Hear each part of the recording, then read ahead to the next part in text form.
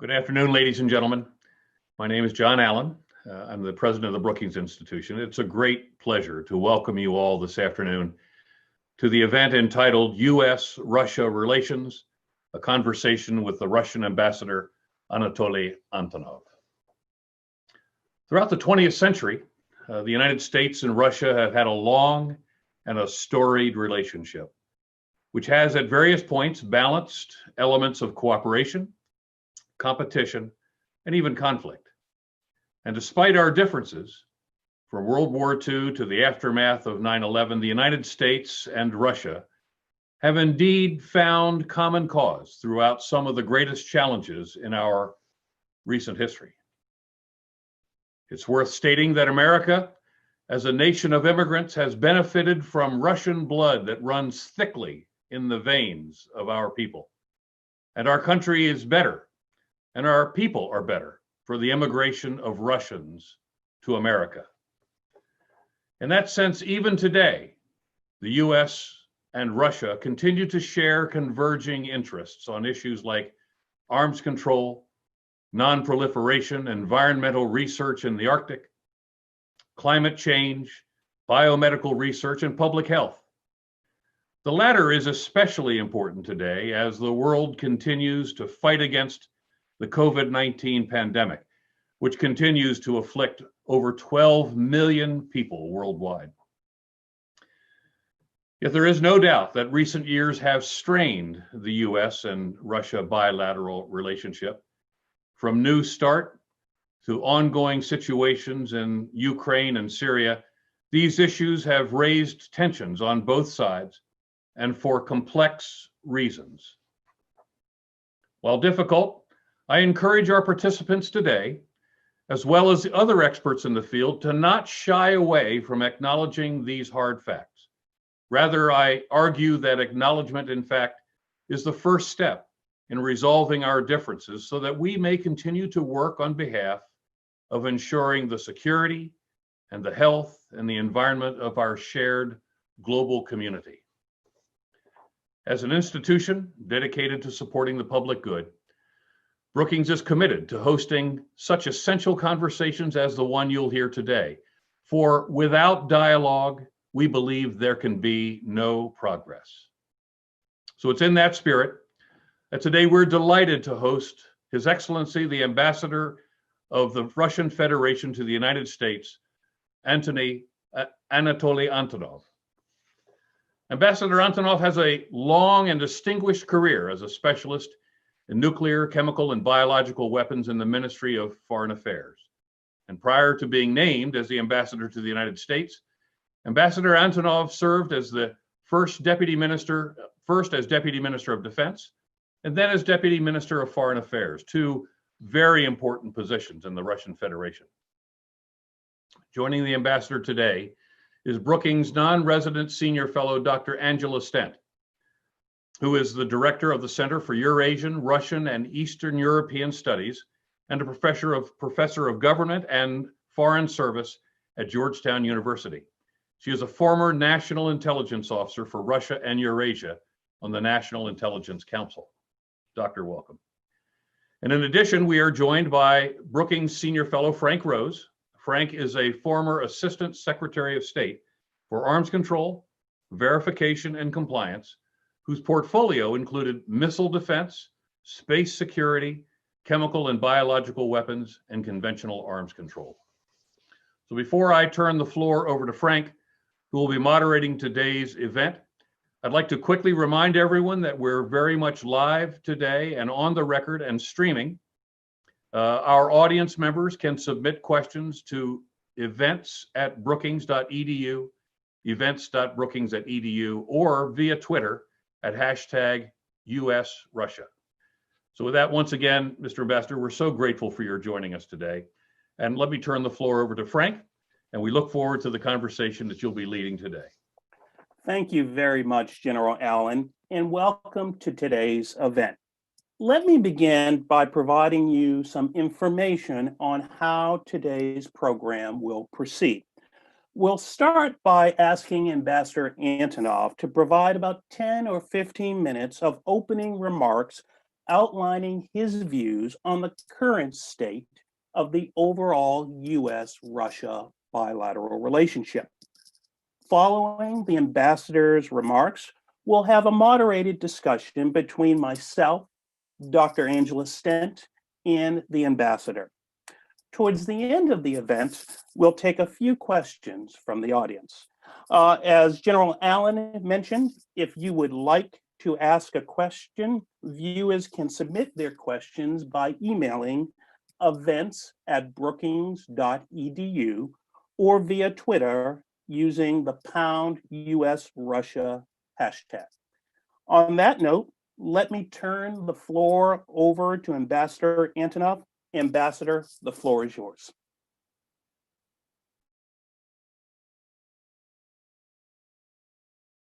Ambassador, you are on mute. You're muted, sir.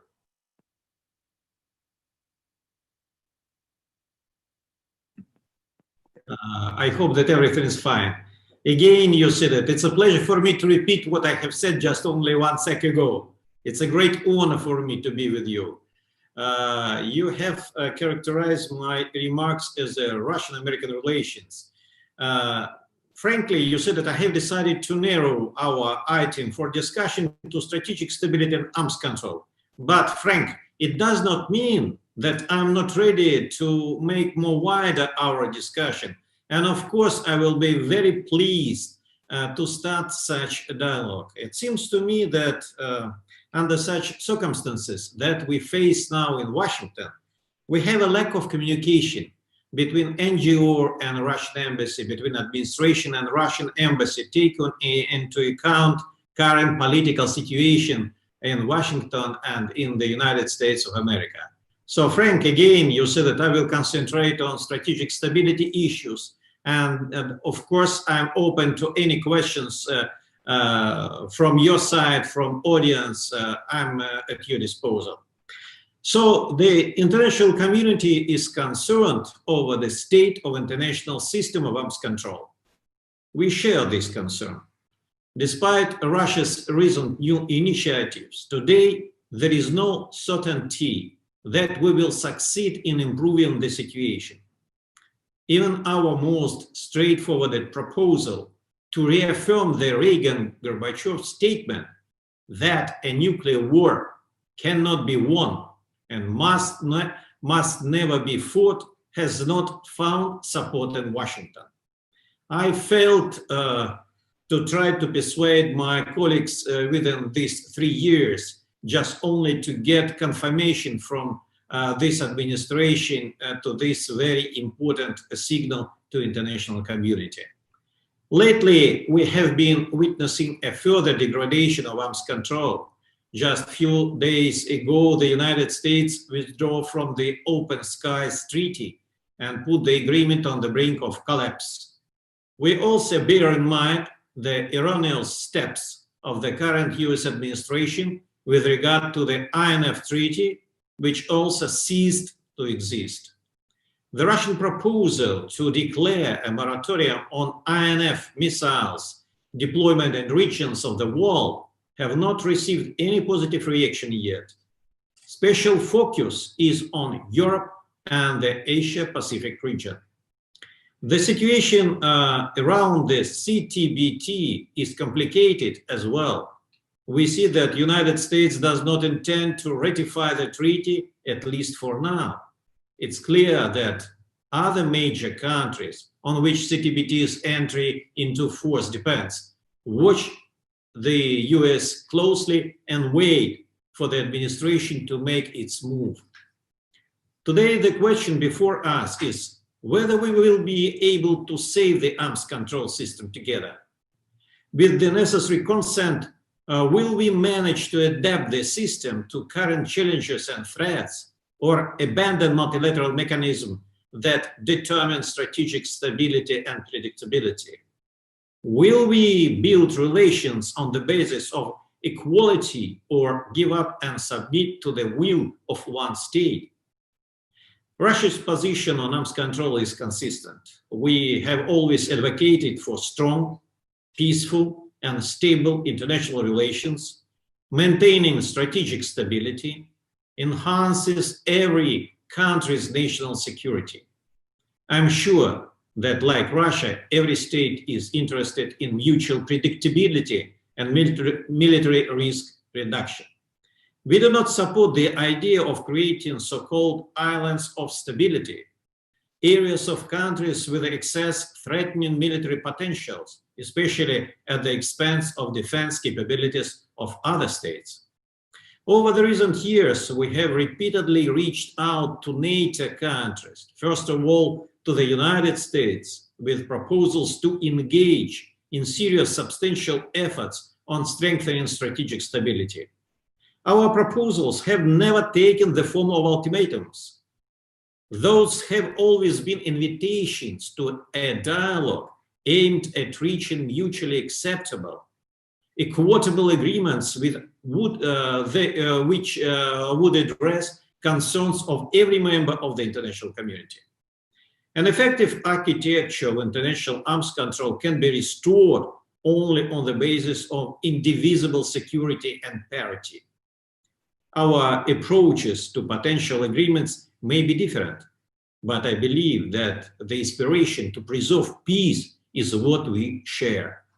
In this context, the fate of New START is perhaps the key issue for future arms control. No one has ever said that the treaty is perfect. We managed to cover many issues in New START, but there are still problems that require further discussion.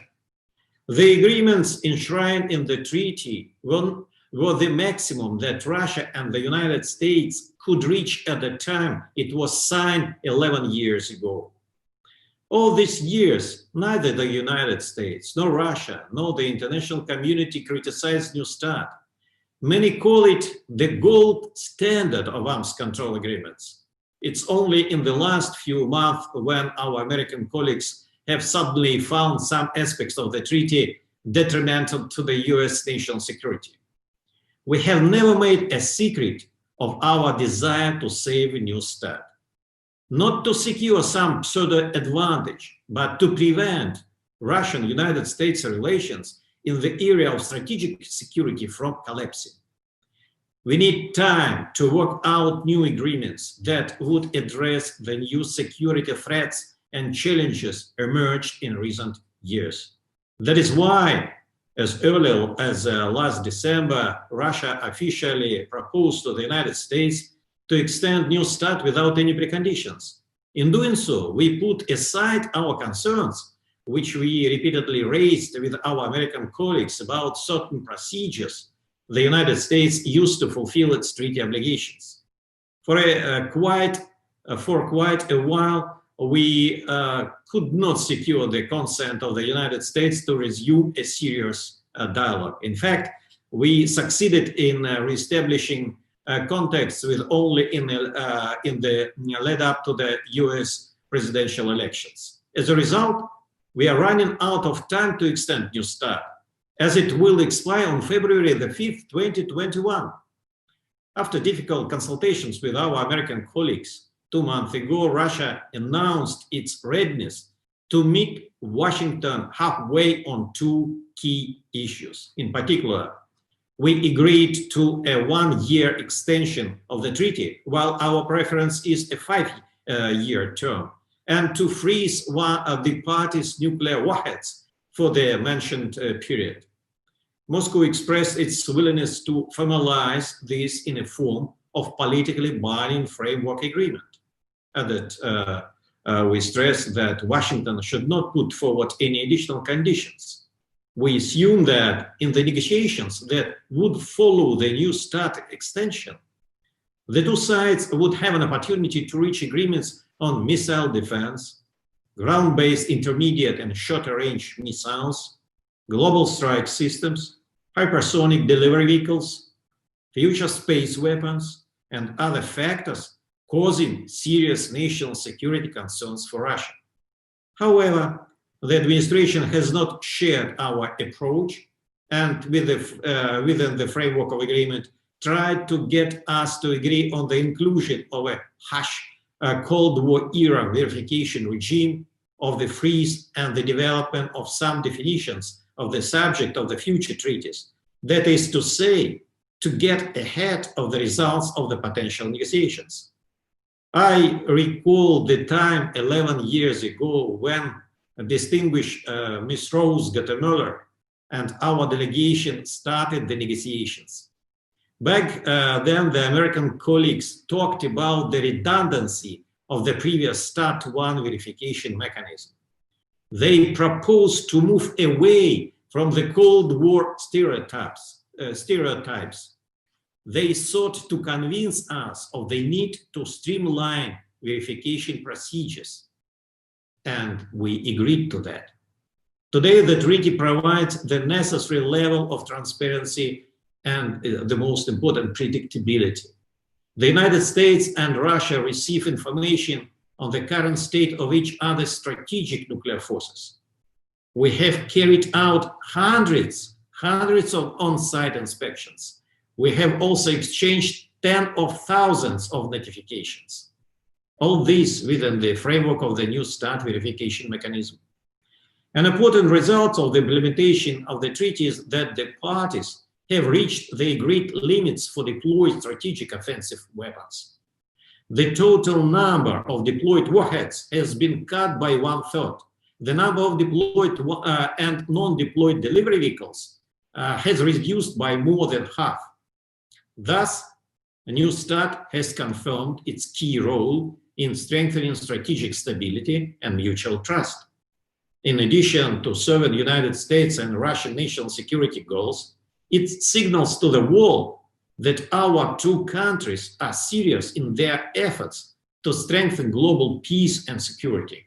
Finally, the agreement is a significant contribution of the two great powers to the implementation of the well-known Article 6 of the NPT.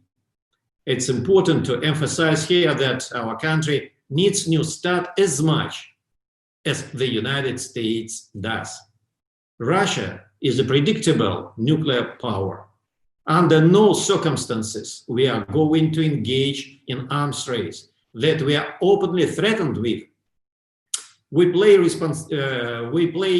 responsibly our role of a guarantor of international security, and will do everything necessary to preserve strategic stability. First of all, to ensure defense of the Russian state, even in the absence of the treaty. Today, there are a lot of debates about better formats of potential arms control agreements. There are frequent calls in the United States to involve China.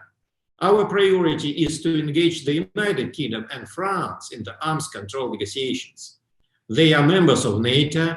NATO is an organization that positions itself as a nuclear alliance. That's why we cannot ignore the nuclear weapons capabilities of London and Paris.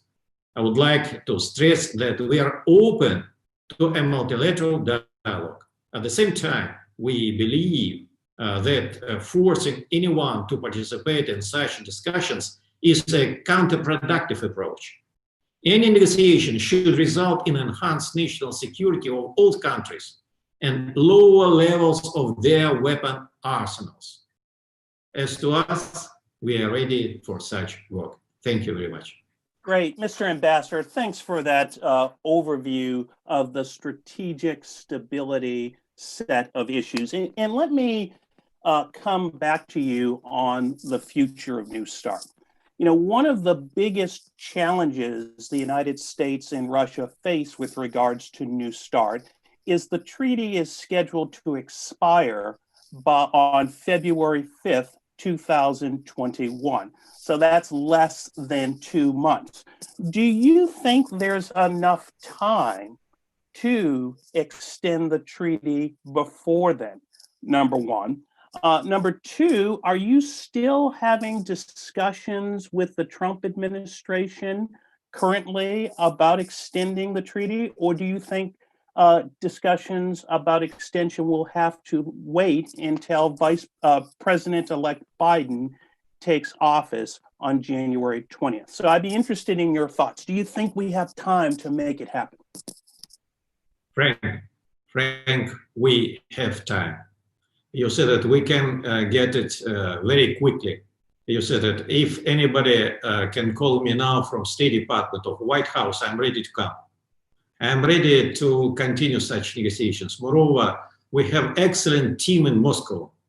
I know the majority of them because at least 50% of that team was with me 11 years ago when we started negotiations on this treaty. It's my first, my answer to your first question. As to a second question, yes, we are in close contact with Marshal Billingsley, who is a key negotiator from American side.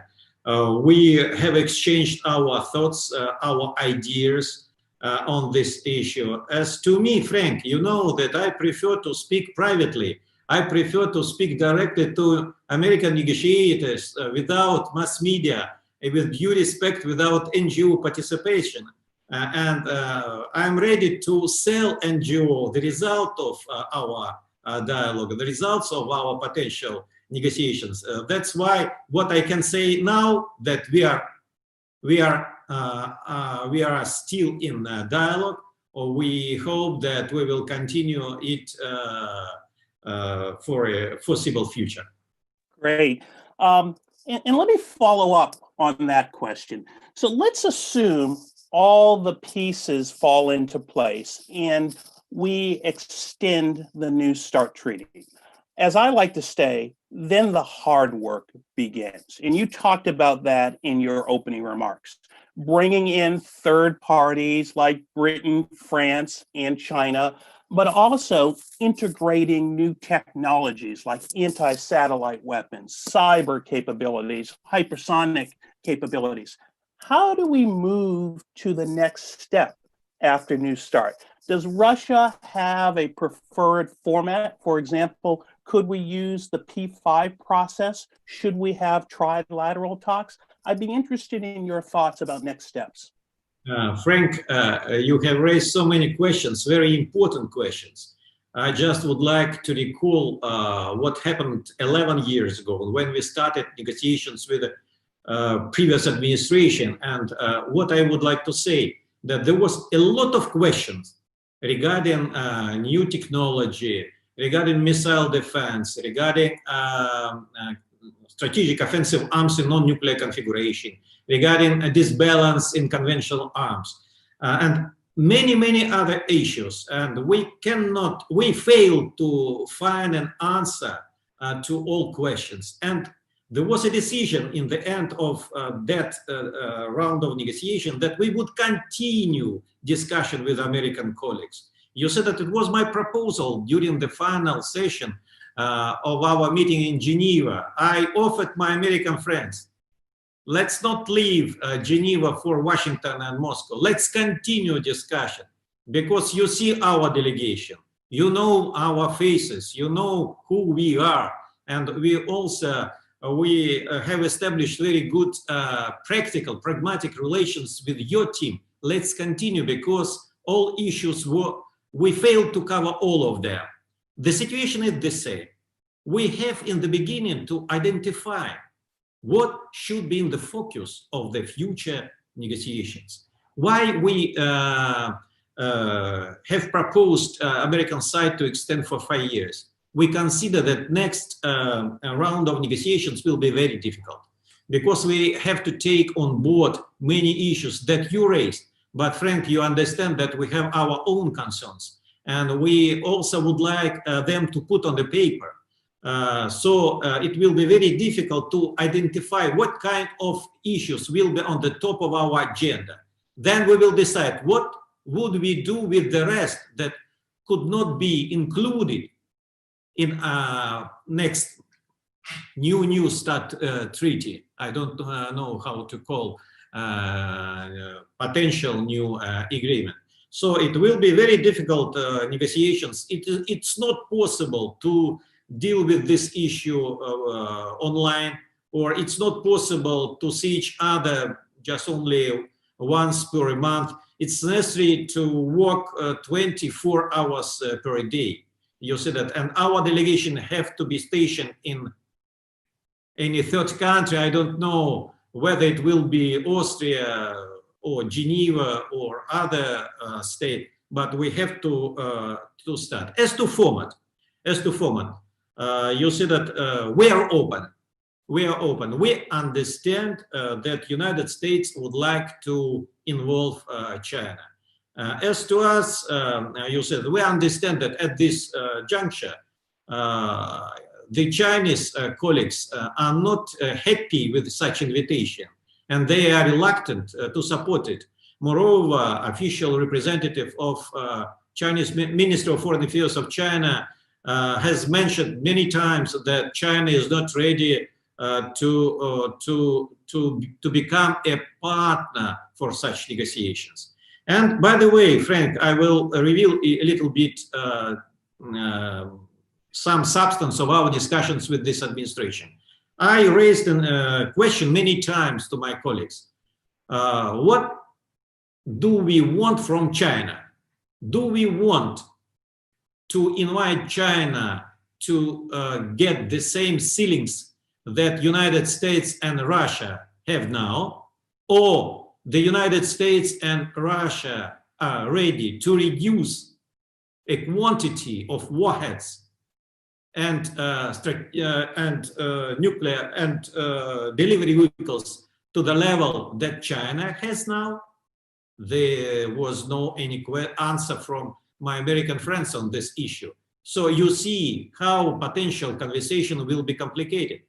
So that's why you see that it would be more prudent if we make first step, extend START treaty, and then sit together and let's identify what we want to put on a potential treaty papers. Great. Well, on that note, we have our colleague Angela Stent, who is back. I think she had some internet issues. And as I always like to say, if you really want to understand post-Cold War U.S. Russian relations, you need to read Dr. Stent's book, The Limits of Partnership. I highly recommend it. And Angela, I'll take my commission after the event. So on that note, Angela, the floor is yours. Thank you very much, Frank. Good afternoon, Ambassador Antonov. I apologize. I somehow lost the internet, but hopefully I'm back now for the rest of the time. So I wanted to ask you a broader question about the U.S.-Russian relationship, moving away from the arms control, which is obviously the most important part of it. But as you know, every American administration, new one, seems to come into office determined to pursue a reset with Russia. And I wanted to ask you from the Russian point of view, if you believe that it was the right thing to do to pursue a reset, how would you go about doing that? What would your priorities be? Very difficult issue. And frankly, you see that I would like to say you that I'm a little bit upset before our meeting because my minister counselor has just returned back from State Department. Maybe it's difficult to understand how it is important for us, but the most sensitive issue for us is now visa issue. There is a great problem for us. We cannot extend visa for our doctor. We cannot get a visa for children that are born in Russian diplomats' families. We cannot extend visa for our diplomats who are working here. You said that, frankly, I'm very much disappointed. And based on my assumption, you said that, of course, it's rather difficult to think about the future. As to us, we would like to have pragmatic relations, friendly relations with the United States. We are two great powers. We are permanent members of Security Council. We bear special responsibility for international stability and peace. That's why you see that, could I say in English in such way, we are doomed for cooperation. because the whole world depends upon the relations between United States and Russia.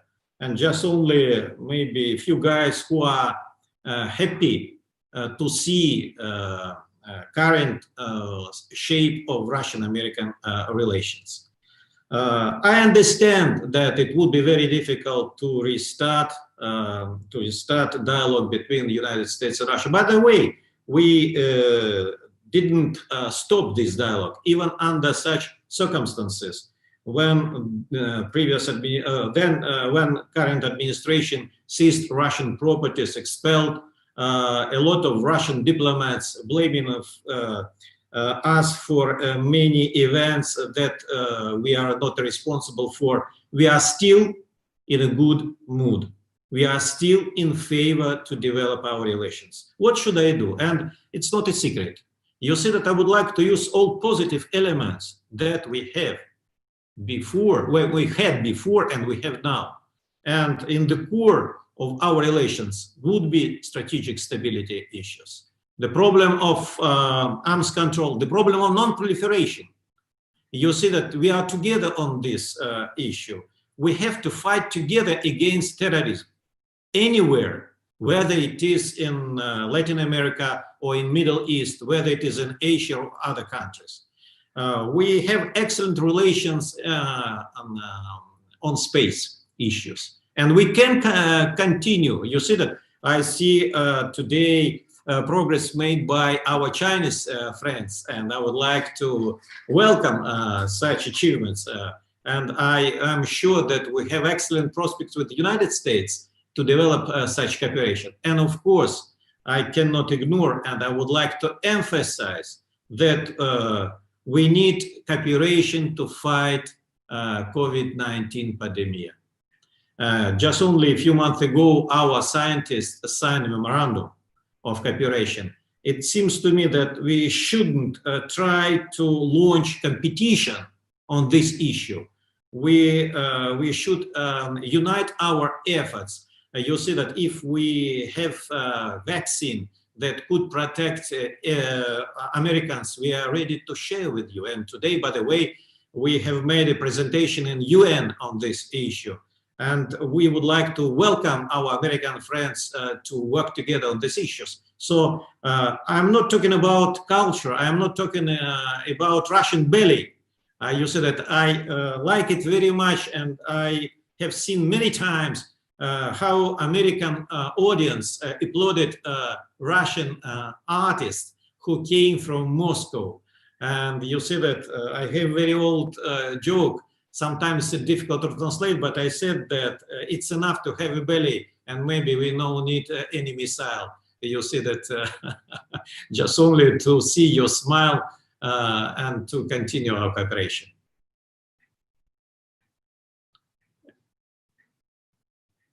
Angela, you're muted. So certainly culture is one area where U.S.-Russian relations have always thrived, irrespective of the political relationship.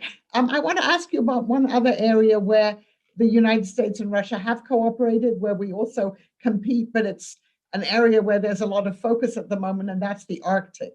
What do you see going forward as prospects for cooperation there in the Arctic?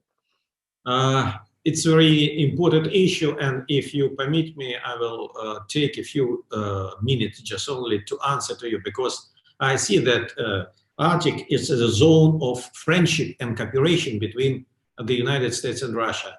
I can say right away that we are against any competition in high latitudes. We oppose the focus on the securization of the region, which substitutes the agenda of sustainable development of the far north and strengthening partnership mechanism. We support the principle of pragmatism in cooperation in the Arctic, including in bilateral relations. We note the need for joint active work to address the problems of the Arctic. Our country's special attention to the Arctic arises from the natural forces. Russia has significant territories in the north, and today it produces more than 10% of domestic GDP and more than 20% of exports. From our perspective, prospects for economic growth in the years ahead are connected with the rich resource base and transport potential of the Arctic. The updated strategy for the development of the Russian Federation Arctic zone is ensuring national security through to 2035. Just only a few months ago in October, my president has signed our strategy on this issue. We put special emphasis on the efforts to maintain a balance between economic development and preservation of the fragile and unique ecosystem of North. We also intend to base the priorities of Russian chairmanship in the Arctic Council in 2021-2023 on the task of supporting a constructive agenda and harmonious and sustainable development of the North. I already have met with my colleagues from State Department who are responsible for this issue. It was my first discussion with them, and I would like to say you that we have a huge agenda for a potential cooperation between the United States and Russia. It's up to us, it's up to Washington to decide whether this issue is ripe for cooperation or not. You see that we will be waiting any reaction from your side. Thank you. Thank you. And now I'm going to ask you a question, which I know all of our viewers and listeners are very curious to hear the answer to, and that is, when could we expect President Putin to acknowledge that Joe Biden is going to be the next president of the United States? You see that I can just only smile to this question. I hope that you understand that how I have to be cautious on this issue. First, I'm not working in Kremlin. You said that I am not in close contact with Mr. Putin, but of course I am aware of the position of Russian Federation on this issue. We consider that it's American people decides itself who will run this country. We will recognize any choice that your people makes. And as I understand that we need to weigh some legal procedures in your country when all official results will be announced. And it goes without saying that after this moment or this event, you say that everything will be done in accordance with the protocol, state protocol. So maybe we expect December 14th when the Electoral College will announce its the results. You said that I live in real life today, the 2nd of December. It's all what I can say on this issue. All right. Thank you very much. Back to you, Frank. Thanks so much, Angela. Ambassador, can we come back to the strategic stability portfolio and talk about one of the issues that is near and dear to both of our hearts, and that's missile defense, something that you and I worked on very closely during the Obama administration. Now, in the past, Russia has demanded that the United States provide it legally binding guarantees that U.S. missile defenses would not undermine Russian strategic deterrent. Now, the U.S. has consistently rejected these requests. Now, I'd be interested in your view, is it possible for the United States and Russia to agree on further nuclear reductions, including limitations on non-strategic weapons, absent reaching some type of agreement on missile defenses?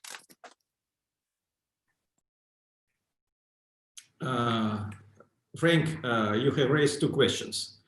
First, missile defense. It's a very complicated issue. It was on the core during our negotiations with the American team when we negotiated START treaty. As you remember, and I hope that everybody is aware, that nexus between strategic offensive arms and strategic defensive arms was fixed in this treaty. Of course, I know that 90% of Americans are legal experts, and now they consider that this nexus that I have characterized is not a part of legally binding document that was endorsed by your Senate, but we have different view. I hope that you remember history of the United States. I'm sure that you know Mr. McNamara, your former Secretary of Defense, his famous speech in San Francisco, when the first time he introduced an idea of nexus between strategic offensive arms and strategic defensive arms. And at that time, during a few years, we rejected such nexus. But then we were persuaded by American side that there is the reality, this is a real life, and we cannot reduce the quantity of missiles and warheads without looking at missile defense. By the way, I remember my negotiations with former Under Secretary of Defense, Jim Miller. I hope that you know this person.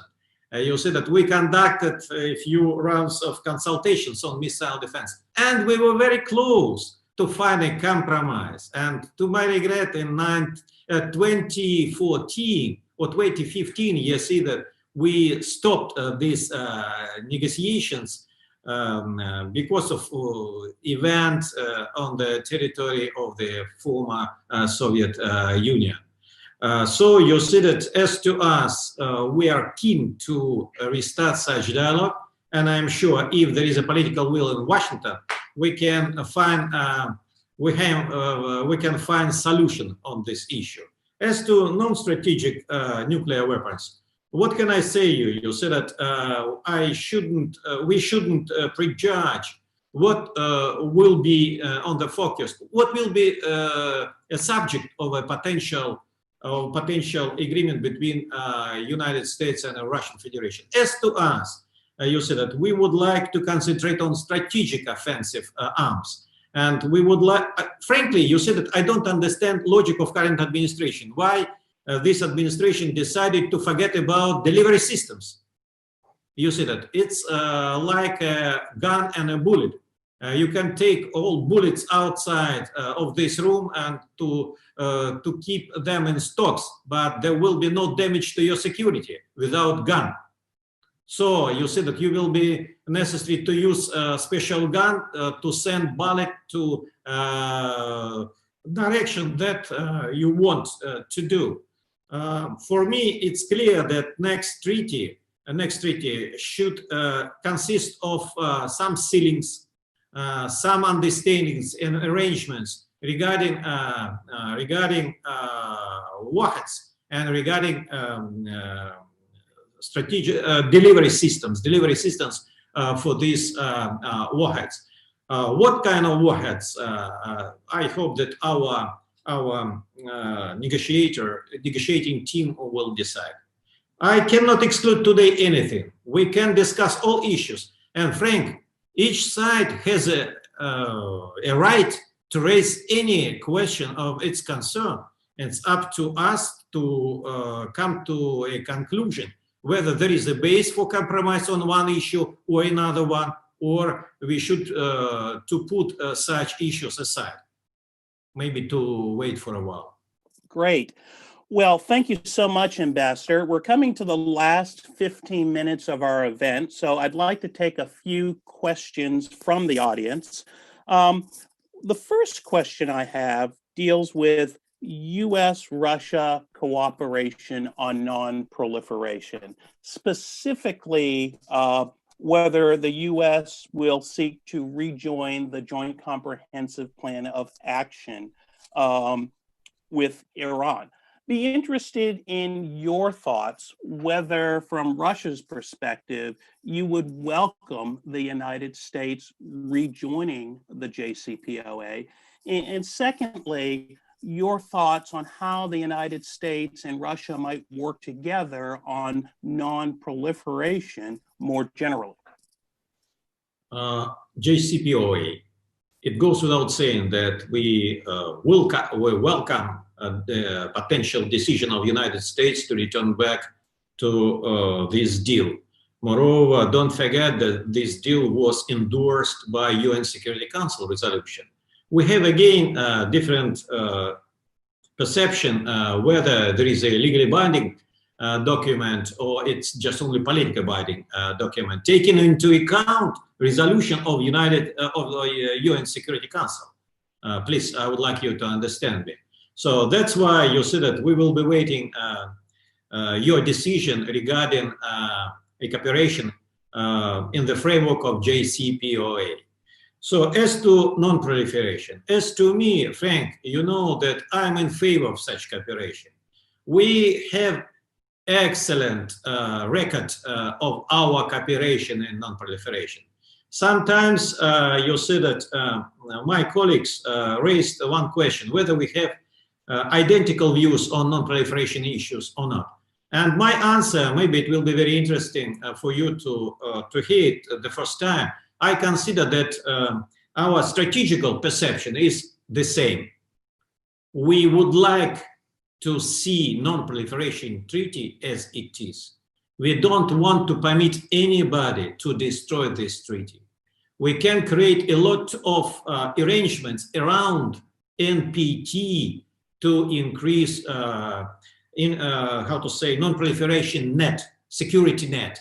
And we did a lot of, and we know about initiatives introduced by the United States, by administration, where you work, where we work together with you. So that's why you see that it's, again, you see that we are open and we are ready to continue such cooperation. We have such cooperation now, by the way, with the current administration. But as to me, I would like to see more, especially our cooperation in the framework of P5.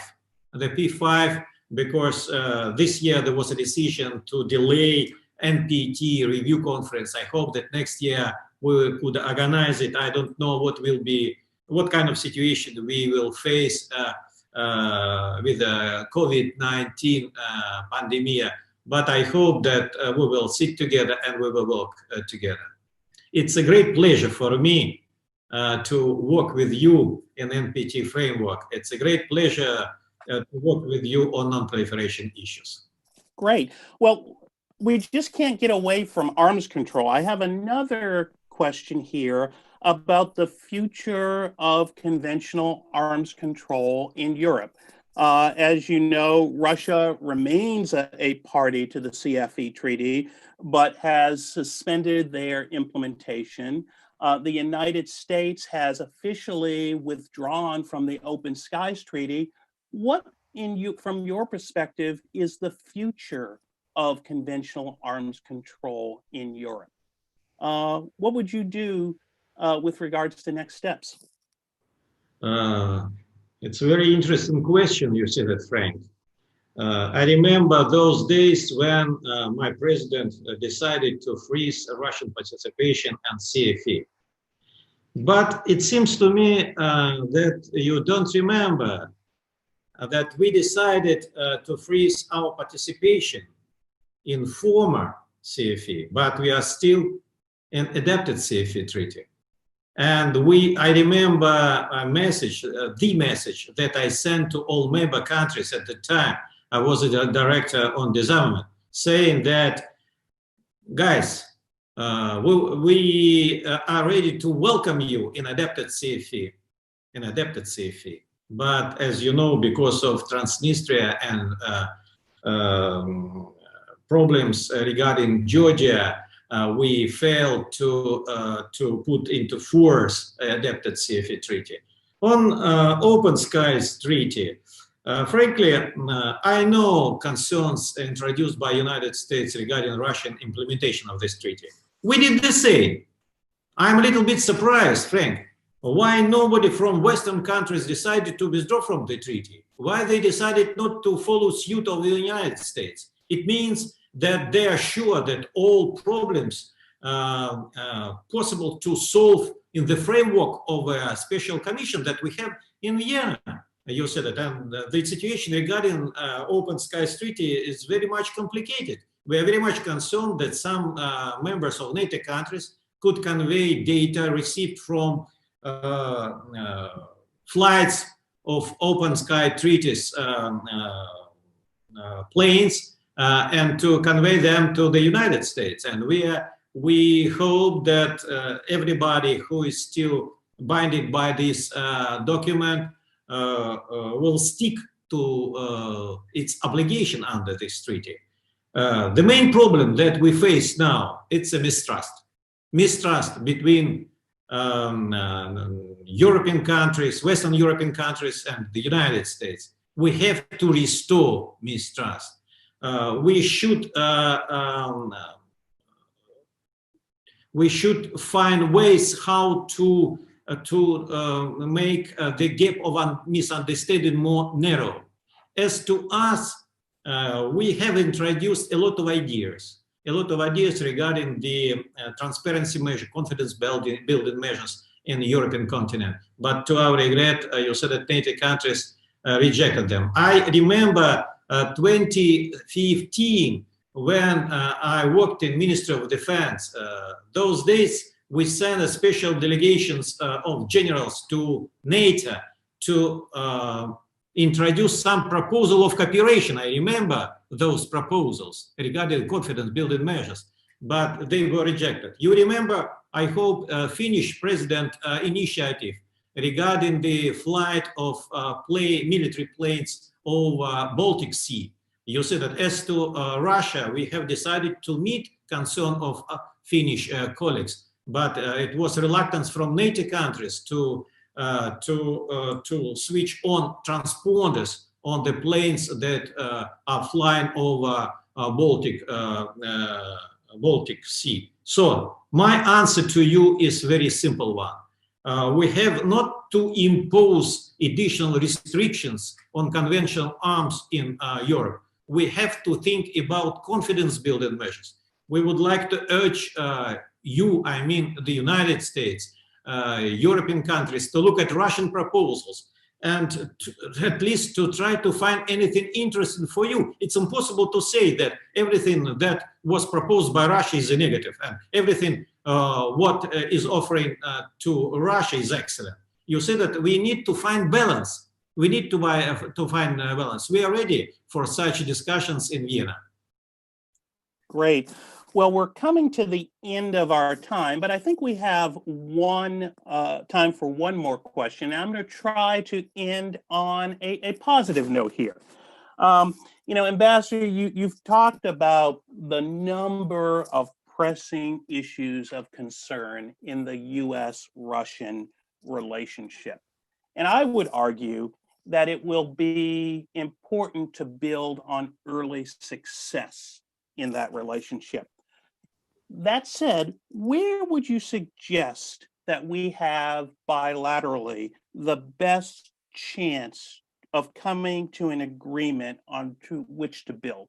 I assume New START would be at the top of your list, but are there other near-term areas where the United States and Russia early on in a new administration could reach a win-win solution and build a good foundation for trust moving forward?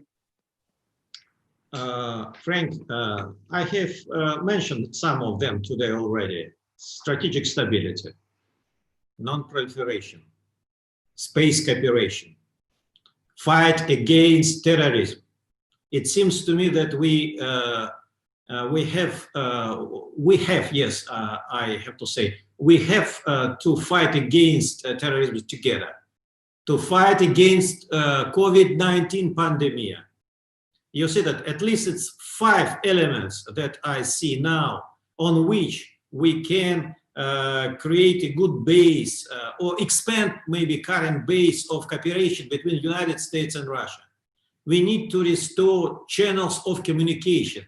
You see that I'm dreaming to see Minister of Foreign Affairs of Russian Federation and Minister of Defense of Russian Federation to come to Washington in order to restore channel 2+2. It's excellent channel to exchange views on various issues. Everybody can raise any issue of interest, but at the same time we can restart it and we can find a more wider base for a potential cooperation between the United States and Russia.